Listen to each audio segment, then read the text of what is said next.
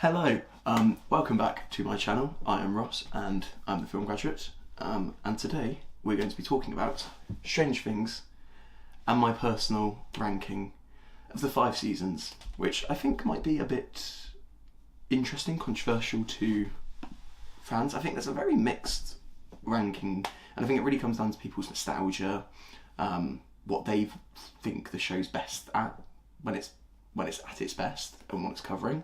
I have got a sort of review recap of season 1 if you want to hear my deeper thoughts on that season, and I have just uploaded recently a Stranger Things 5 finale sort of discussion on whether I thought it was worthy or not to wrap up the show, which would also provide a bit more coverage across that season. Please like and subscribe if you enjoy this content and you'd like to see more. I've got way more things coming out this year, hopefully. Yeah, let's get straight into it with number 5. To no one's surprise, if you have watched my last video on Stranger Things Season 5, my number 5th spot is Stranger Things 5.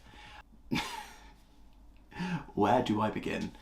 I don't know, I think they set the bar incredibly high with following Season 4, because that had some of the highest highs of the whole show.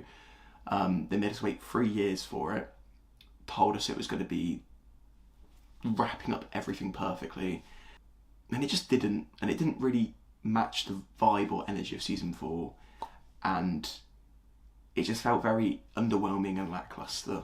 And despite watching it all as it came out in the batches, like, I was never hooked. As I said, go watch my other video because I go into a lot more depth about my views on it, but just the overarching mystery of the season was the least engaging it's ever been. I think the highest moment is probably Will getting his powers, and that's probably the least high of all season. Like, of all the high points of each season, that's probably my lowest, maybe second lowest. But I don't know, and I think I also really rank a season based on its finale, because that's sort of what you're working towards, and it doesn't help that not only is this finale one of my least favourites, it's also the finale of the whole show. So it's kind of, I think, like, when I come to do a rewatch, will I be sitting through season 5? I don't think so, because not only does most of the episodes not interest me much, the finale is a bit underwhelming and disappointing, so why am I gonna waste 8 to 10 hours of my life? Do you know what I mean? No! Yeah, and I just feel like it doesn't give the greatest character conclusions. I feel like the way it handles its characters as well, like, we kind of get new leads with Holly Wheeler, which I did really enjoy, but at the cost of that, we don't really get much time with Elle, we don't get much time with Mike. Joyce is now barely in it, and she's probably like my favourite part of seasons 1 and 2. Even 3, when she takes on a more comic relief role, she's still got a massive presence, but come season 5, she's just there. Same kind of goes for a lot of the characters, and they just kind of become stripped down to what we know them as, rather than doing interesting things with them. Like, Nancy is now just strong, I use a gun lady, whereas she used to, like, have a journalistic side, she used to have an investigative side, she used to be fueled by her regret and her mistake. Like, there was so much more to her, and I feel like we're now just seeing them as stripped back caricature versions of our characters. But for all of its flaws, I think it does have a really incredible final scene. But as I said, I don't think I'm going to rewatch this one much. And then my 4th place, which I think is going to be a very controversial one, I have Stranger Things Season 4. I have the season out in front of me. Again, I'd like to preface, there's a huge gap between 5 and 4. I still love season 4. 5 I like, 4 I love. But I think this has some of probably the highest highs of the season, of the whole show.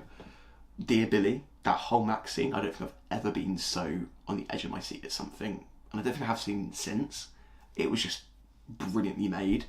I adore the backstory we get to Elle. I adore the way that they do that whole mystery. I loved getting the vibes of season 1 back with Hawkins' lab, with the experimentation, Dr. Brenner. I think Eddie's a really great addition. So is Chrissy. We get some pretty, I mean, not our main characters dying other than Eddie, but we get consistent brutal deaths with the Vecna Vecna's curse thing. We get Brenna's death. We kind of get Elle, I'd say, at her best with her powers. Like, I don't think she really did anything in season 5 that kind of hit the same as her, like putting down the helicopter, her end, like piggybacking into Max's mind and showing, like, again, I feel like this was a way better finale than season 5. The end of episode 8, when like they're all in the bus driving to their spots to initiate the plan, chef's kiss good TV. But whilst I do love a lot of these things, I love Running Up That Hill, like, so much I love here, there's also a lot I dislike. What's the problem now? I don't really care for the Miami plot. I really don't care for the Russia plot. I think it's so boring. And every time it came on, I just go on my phone now when I'm rewatching it. I just don't care for it. I think the episodes are too long. Like, make the season longer, make it 2 seasons. We don't need hour-plus episodes of a TV show. That's not that. And I also think the finale is underwhelming. I think they set up the stakes so well in this case, but like the finale doesn't deliver to that. I agree with what they did in season 5 when they said like Eddie's death was pointless. It was a waste. Like, yeah, it was, and that's the only real death I've ever counted. I think Steve, Robin, Nancy, they're all being strangled by the vines for about 10 minutes in the episode's runtime. They all survive that. Even though they lose, it doesn't have like the impact of, like, I watched Empire Strikes Back last night and they lose in that. It doesn't have that impact of damn, or like Infinity War of like damn. It's kind of like, oh no, like, we're going to come back from this. I have no doubt that like we're going to win in the end. Whereas when I left Infinity War, I was like, how are we coming back from this? Like, how are we coming back from this? Yeah, so it's a real mixed bag, because like on the one hand, it's some of the best of the show, but on the other, it's a bit too long. I don't really like the finale, and again, like, why am I going to sit through plot lines that I don't care for, really long episodes, to get to a finale that kind of just is underwhelming? And I don't think a show should ever have a finale that's a movie. I think that's a bit ridiculous. You're woke. So yeah, that's my personal opinion on Stranger Things 4, which I know some people have as like their favourite season, and I wouldn't fully disagree, because it does have some of the best of the show, but it also exhibits a lot of the things I dislike. And even like season 5 and 4, they're filmed very differently. The feel isn't the same. It feels more like a Netflix show more than like Stranger Things. It's become too saturated and glamified, and it's kind of annoying.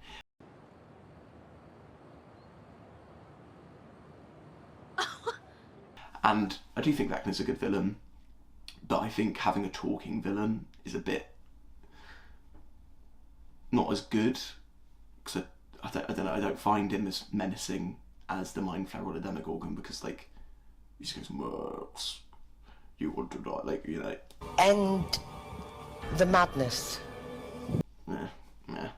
But good season. There's a big gap between 4 and 5, and I want that to be known. I don't know if like the colours are off here, but I feel like I look really tanned. Coming in at number 3 on the podium, I have Stranger Things 3, which could be interchangeable with 4, but I just think I can watch 3 a lot easier. I prefer the finale of season 3. I still have issues with season 3, because I think it's really the start of the show losing its visual identity and shifting into more of like an 80s pastiche rather than like something set in the 80s, which is something I try to like explain to people. But like, I feel like the costumes, the set, the aesthetics of season 3 onwards is like I'm going to an 80s party and I'm in a costume, rather than like I am in the 80s, which is why I think season 1 do really well. Maybe that's just my opinion. I don't really know how to word that, especially someone that didn't live through the 80s, but that's just the vibe that I get personally. But with that being said, I think season 3 is really good. It's less scary, which is kind of sad, but it's really, really gripping. Like, Billy becoming the villain. I know I just said I didn't like a talking villain, but I think his dialogue is way more menacing than Vecna's dialogue. Vecna's trying to give that like, this has all been part of my plan and I'm talking very slowly, whereas Billy's very physically threatening, and you know what I mean. No! I think like the people being possessed, the town being taken over slowly, that like can we trust Billy plot line, those first 3-4 episodes, like how it ties in with the rats, this whole what's going on with the mall in Russia, like we don't know how it all connects, but we kind of know it must. It's just all really gripping, and like it does pay homage to like Terminator and Back to the Future really nicely. Then you get to like the sauna test, insane episode, and then it's just kind of like go from there. I don't know when the episode is. Maybe it's 6 or is it 7? That was unintentional. I hate myself. But whenever they try to like spy on Billy, I think, and then she thinks she's back in the house, but she's not, and like the mind flare's now in her mind, and like so menacing, and the finale. I know I said like 2-hour finale should be a thing. An hour and 18 I accept. Like an hour and a half at the most for like an extended episode for a finale. Not 2 hours, not 2 hours and a half, an hour and a half, that feels acceptable. Hour and 18, Battle of Starcourt, phenomenal finale. I wish that Hopper stayed dead. I think there would have been such a good sacrifice. Just also bittersweet that like him and Joyce never got to be together. Would have been so heart, that's what I mean by consequence. Like he saved the day, but like what do we lose from that? What's the consequence of that? Joyce doesn't get her happy ending either. Like interesting stuff. Like Joyce are taking an L. It walks that perfect line between the early Strange Things and the later seasons, and it blends the two very well. And I think after the season, it kind of loses too much of season 1 and 2, if you know what I mean. But yeah, and this is the only season to make me cry, so bonus points for that. My number 2 is Stranger Things 2. We had it so good. I know I'm probably going to get slandered with hate, because how can the season that includes The Lost Sister be my number 2? First of all, The Lost Sister is not that bad. I don't understand the hate for it. I think it's really good for developing Elle's character. It's really good for fleshing out the Hawkins lab plot and what was going on there. I think it's cool seeing Callie's powers. I think Callie in this episode is way better than Callie in season 5. She had way more to do. I really appreciate like her approach to dealing with her trauma of what happened compared to Elle's. Like, even though Elle has killed these people, like she's got a way better. It makes Elle look more heroic.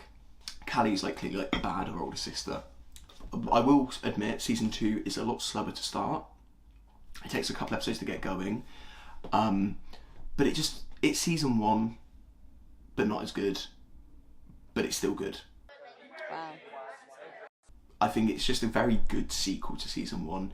You know, we get Nancy and Jonathan trying to expose Hawkins' lab and that whole plot line.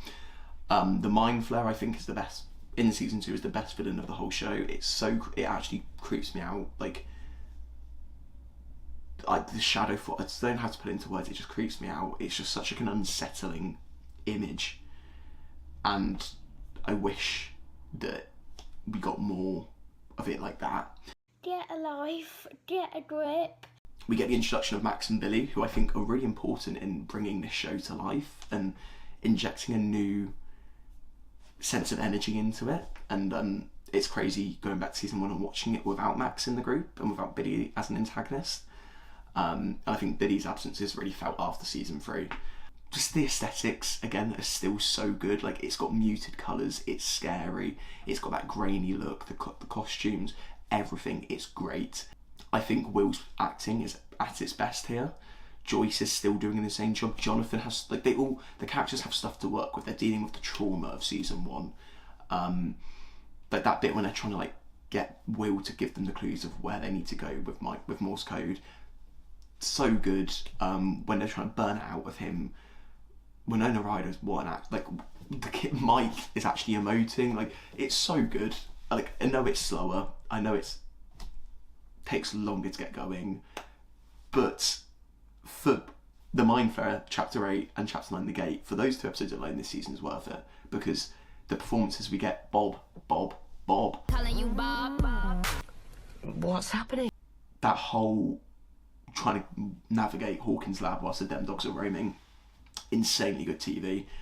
Bob's death actually pains me still to this day. and Elle closing the gate, Hopper defending her mind flash showdown through the gate, both hands floating off the floor, like... She never stops, that girl. That's a good finale. That is a good finale. Everyone coming together to do something. The kids drawing away the dogs by attacking the hive mind. Like, remember when the hive mind was like... Great script. Great cast. It was good. The Upside Down was still a threat. The spores and nearly killing Hopper. Wish that was still happening in season 5 instead of just...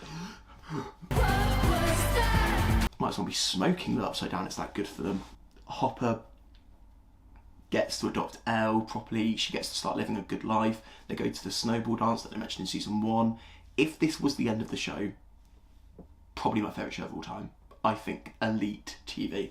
It does have some flaws, but I would rather sit through this slow burner season 2 that's got great character work, is dealing with consequences any day of the week over season 4 or 5.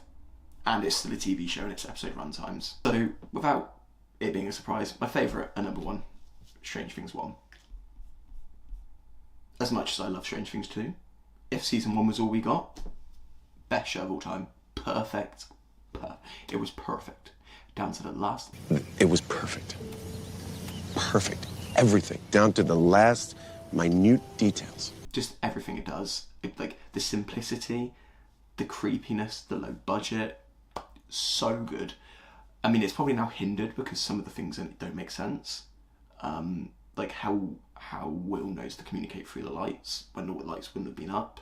Obviously, like, there would have been the dots of lights, as we learned in season 4, but how does he know that's the alphabet? How did the Demogorgon open the door? But those nitpicks aside, what do I want from Strange Things? The creepy aesthetics, check. The horror visuals, check. The mystery, that's the other thing, which I kind of feel like I forgot to talk about. Oh, for goodness sake. Season 5 has kind of no mystery. Season 4 has the Vecna's Curse mystery, which is interesting, cool. And we have like the Hawkins Lab Massacre mystery, gripping stuff. Season 3 we have like what the Mind Flayer's up to, why is Billy recruiting people, what's Billy up to, what's going on with Russia, that's the whole mystery. Not the best, but I like the Billy stuff a lot. Season 2 we have what's the Mind Flayer, is Will possessed, what's going on with Will, why is he having these seizures, what's Dart, oh my god, he's a devil. Like, the mysteries in season 2 are really good. Season 1's mysteries are just insane. The way like they all link, the Black Ops espionage, Soviet era, cold, oh my god.